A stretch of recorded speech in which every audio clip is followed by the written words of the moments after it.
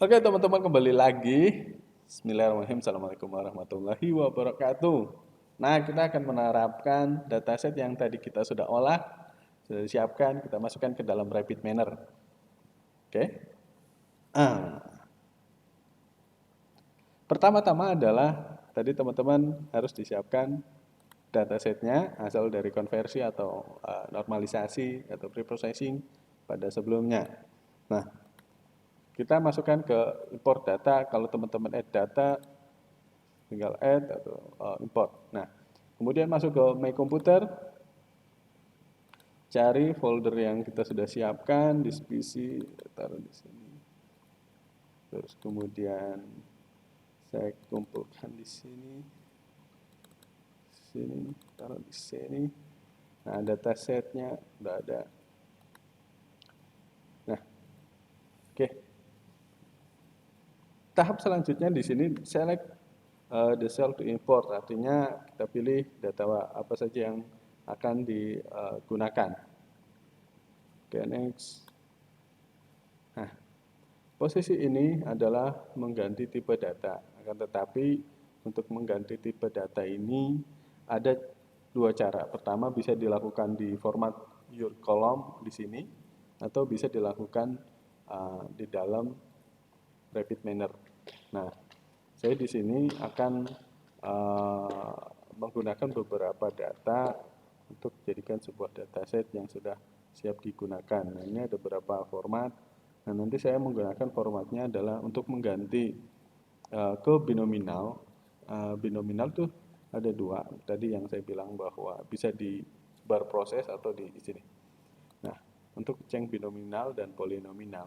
Apa sih binominal itu? Binominal adalah isian data yang memiliki dua variabel, dua jenis data. Nah, apakah binominal? Contohnya adalah ini 0 dan 1. Kan tidak ada 3, 4 dan sebagainya. Berarti hanya ada jawaban 0 dan 1. Kalau polinominal adalah dia memiliki jawaban lebih dari 3. Nah, transaksi ada 3, maka dia termasuk tipe data polinominal.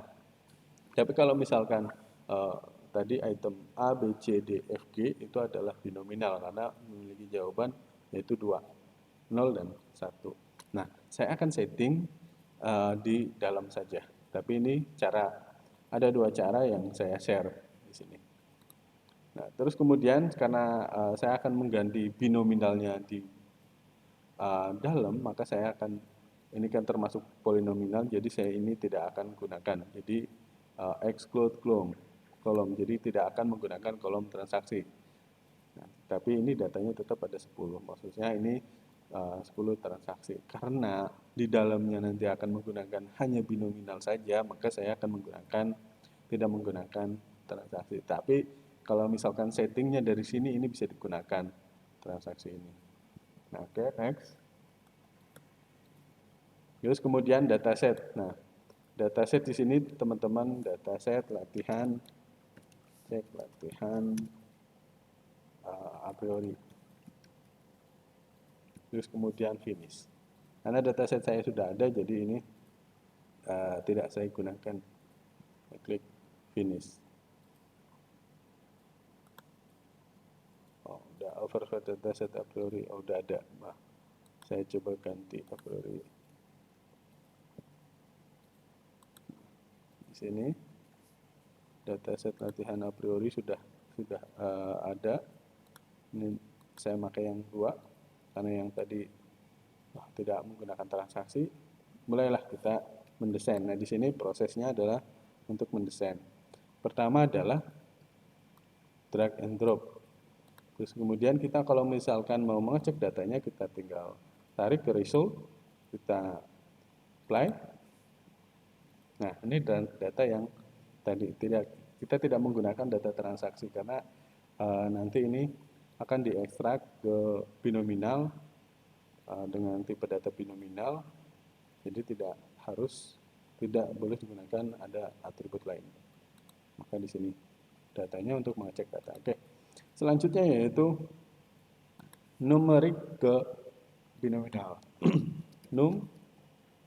Numerical ke binominal. Nah, di sini ada numerikan polinominal tergantung tipe datanya teman-teman.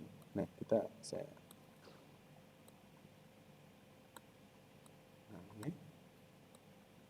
ini hanya untuk mengganti tipe datanya. Oke, ini sudah jadi. Nah, terus kemudian karena saya membandingkan dua algoritma yaitu a priori dan fvgrow, ada dua metode, maka saya akan menggunakan atribut atau operator multiply, multi.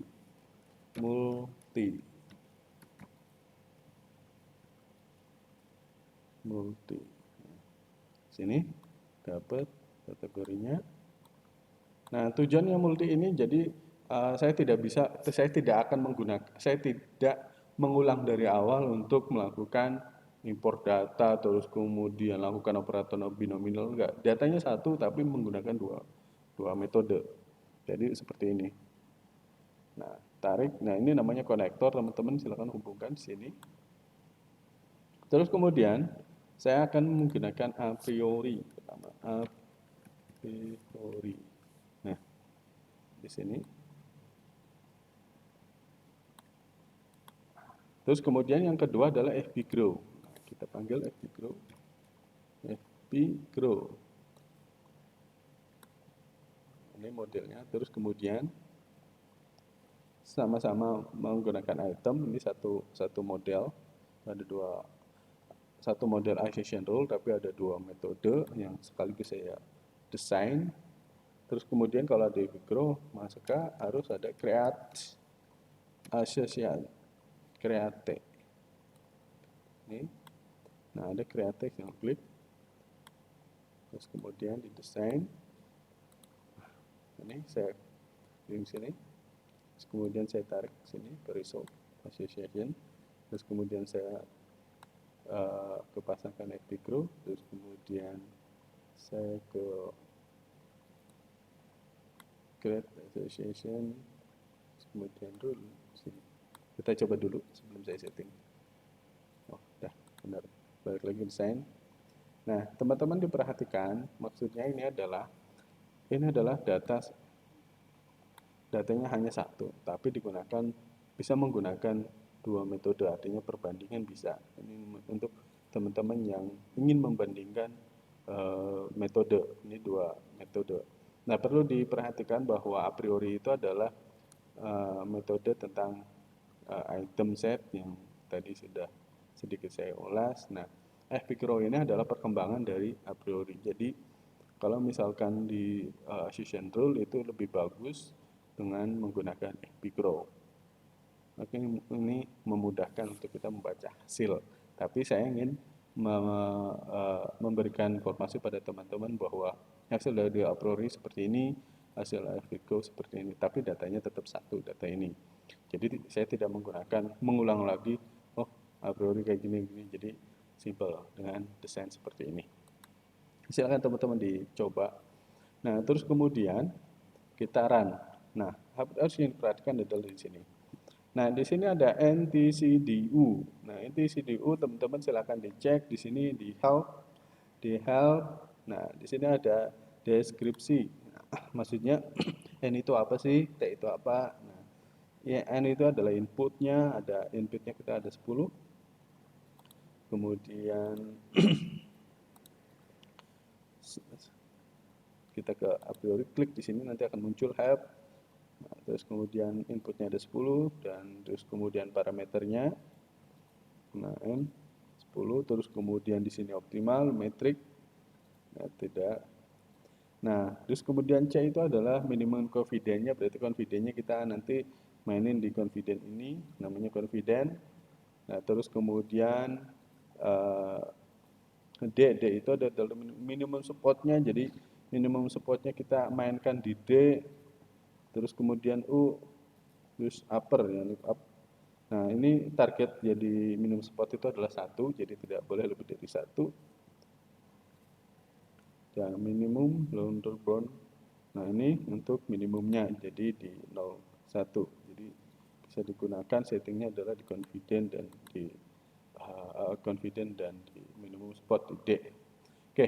Nah, terus kemudian di fvgrow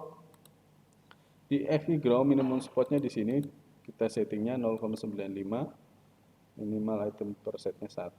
Nah, settingnya di sini. Kemudian confident-nya diklik create asosiasi, di confident minimal confident-nya adalah 1.